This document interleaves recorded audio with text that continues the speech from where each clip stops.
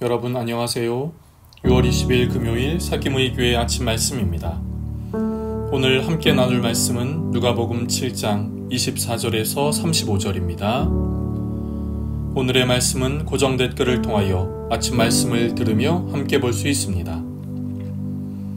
요한이 보낸 자가 떠난 후에 예수께서 무리에게 요한에 대하여 말씀하시되 너희가 무엇을 보려고 광야에 나갔더냐?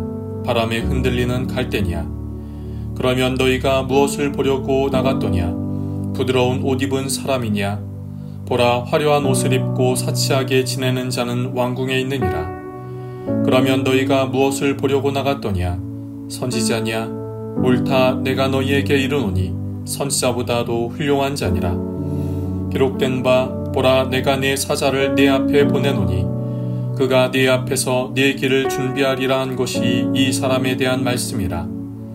내가 너희에게 말하노니 여자가 낳은 자 중에 요한보다 큰 자가 없도다. 그러나 하나님의 나라에서는 극히 작은 자라도 그보다 크니라 하시니 모든 백성과 세리들은 이미 요한의 세례를 받은지라. 이 말씀을 듣고 하나님을 의롭다 하되 바리새인과 율법 교사들은 그의 세례를 받지 아니하므로 그들 자신을 위한 하나님의 뜻을 저버리니라. 또 이르시되 이 세대의 사람을 무엇으로 비유할까? 무엇과 같은가? 비유하건대 아이들이 장터에 앉아 서로 불러 이르되 우리가 너희를 향하여 피리를 불어도 너희가 춤추지 않고 우리가 곡하여도 너희가 울지 아니하였다 함과 같도다. 세례 요한이 와서 떡도 먹지 아니하며 포도주도 마시지 아니하매 너희 말이 귀신이 들렸다 하더니 인자는 와서 먹고 마시매 너희 말이 보라, 먹기를 탐하고 포도주를 즐기는 사람이요 세리와 죄인의 친구로다 하니 지혜는 자기의 모든 자녀로 인하여 옳다함을 얻느니라. 아멘.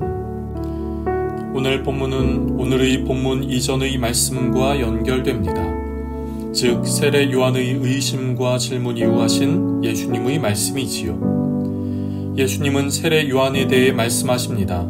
세례 요한은 광야에 있는 자라는 것이지요. 광야에는 갈대가 있습니다. 그러나 갈대는 갈릴리에서 흔히 볼 수 있기에 그것을 보려고 사람들이 광야에 나가지 않습니다. 부드러운 옷 입은 사람이란 그저 옷이 부드러운 것을 말하려는 것이 아닌 화려하고 사치하며 세상의 즐거움을 즐기는 사람을 말합니다.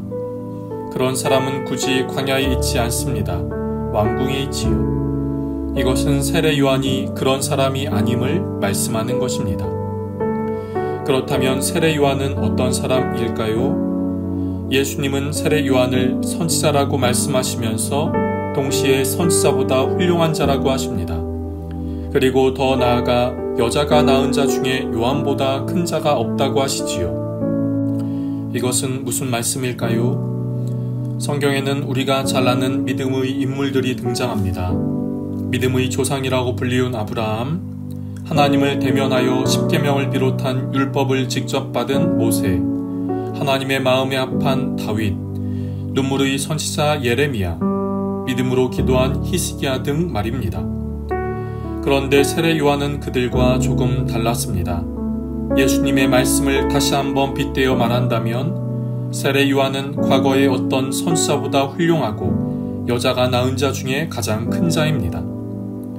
그런데 이것은 세례 요한의 인격이나 그의 능력 때문에 그런 것이 아니지요. 예수님이 이렇게 말씀하신 이유는 세례 요한의 사역 때문입니다. 요한의 사역은 주님의 오실 길을 준비하는 것이었습니다. 오실 메시아, 이 땅의 구원자의 오실 길에 앞서 그 길을 예비하는 자였습니다. 이 사명 때문에 세례 요한은 이전의 다른 선지자보다 더 훌륭한 자라고 하신 것이고 여자가 낳은 자 중에 요한보다 큰 자가 없다고 하신 것이지요. 그런데 예수님은 이어서 이렇게 말씀하십니다. 오늘 본문의 28절입니다. 내가 너희에게 말하노니 여자가 낳은 자 중에 요한보다 큰 자가 없도다. 그러나 하나님의 나라에서는 극히 작은 자라도 그보다 크니라 하시니 세례 요한이 과거의 어떤 선지자보다 뛰어났는데 하나님의 나라에서는 극히 작은 자보다 작은 자라고 하시지요. 예수님은 2000년 전 이 땅에 오시고 십자가와 부활을 하신 후 하늘로 승천하셨습니다. 다시 오시겠다는 약속과 함께 말입니다. 그래서 우리는 다시 오실 주님의 약속을 믿으며 이 땅을 살아갑니다. 그리고 동시에 다시 오실 주님을 전하는 사명을 가지고 살아갑니다. 그렇기에 우리는 주님의 다시 오심을 준비하는 자요, 그 길을 예비하는 자요, 그래서 세례 요한의 사명에 함께하는 자이지요. 그리고 그런 사명을 갖고 이 땅을 사는 우리가 하나님 나라에 들어가 면류관을 얻을 자라고 하신 것입니다. 그렇습니다. 우리는 이 땅에서 주님의 다시 오실 길을 전하는 자입니다.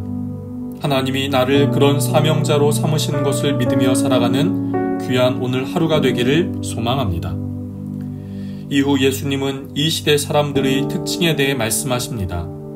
아이들이 장터에 앉아 놀 때 피리를 불어도 춤추지 않고 곡해도 울지 않는다는 것이지요. 이것은 이 시대의 사람들이 세례 요한도 거절하고 예수님도 거절한다는 것을 보여줍니다. 세례 요한은 광야에 살며 메뚜기와 꿀을 먹었고 옷은 낙타털 옷에 가죽띠를 띄었습니다. 오늘날로 말하면 아주 금욕적인 삶을 산 것이지요. 그리고 요한은 하나님의 복음을 선포했습니다.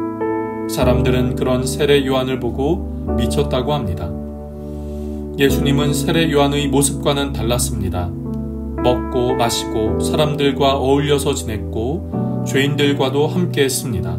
그리고 하나님의 복음을 선포하셨지요. 사람들은 그런 예수님을 비난했습니다. 여러분, 예수님과 세례 요한은 분명 전하는 방식이 달랐습니다. 모습도 달랐지요. 그런데도 이 시대의 사람들은 예수님의 외침도 세례 요한의 외침도 거부합니다. 이것도 저것도 다 싫다는 것이지요. 즉 그들은 그 모습을 거절하는 것이 아닌 복음 자체를 거부한 것입니다. 진리 자체가 싫다는 것이지요. 그들은 자신들이 하고 싶은 것을 하고 싶을 뿐입니다. 이런 이 시대의 사람들, 이 세대의 특징 앞에서 예수님은 말씀하십니다. 오늘 본문의 35절입니다. 지혜는 자기의 모든 자녀로 인하여 옳다함을 얻느니라. 지혜는 그것이 지금 당장 지혜로 인정되지 않을 수 있습니다. 그러나 시간이 흘러 지혜의 자녀가 생기면 그것이 지혜가 됨을 알게 될 것입니다. 대표적으로 노아가 그렇습니다. 방주를 짓는 노아를 보면서 많은 사람들은 이해하지도 받아들이지도 않았습니다. 그러나 시간이 흘러 그것이 하나님의 구원의 상징이 되었지요. 바로 지금의 이 시대 사람들은 하나님의 진리를 거스릅니다. 그러나 시간이 흘러 어느 순간, 어느 때에는 그것이 참된 진리임을 알게 될 것입니다. 그때가 임할 때 주님께 인정받으며 칭찬받는 우리의 믿음의 삶이 되기를 소망합니다. 기도하겠습니다. 하나님, 오늘도 우리에게 귀한 하루를 시작하게 하시니 감사합니다. 주님, 우리가 이 땅에서 지금 바로 이곳에서 믿음의 삶을 잘 살아갈 수 있게 하여 주옵소서. 주님의 다시 오심을 선포하며 준비하는 삶, 누구도 참된 진리를 인정하지 않더라도 그 때를 소망하며 묵묵히 나아가는 삶, 주님, 우리가 이런 삶을 살 수 있게 우리를 도와주옵소서. 우리를 인도하시고 지켜주옵소서. 오늘 하루의 삶을 붙들어 주옵소서. 우리의 연약함을 주님의 강함으로 변화시켜 주시고 주님의 은혜와 도우심을 구하는 하루가 되게 하여 주시옵소서. 감사하며 예수님의 이름으로 기도드립니다. 아멘. 여러분, 오늘도 주님 안에서 승리하는 날 되시기를 축복합니다.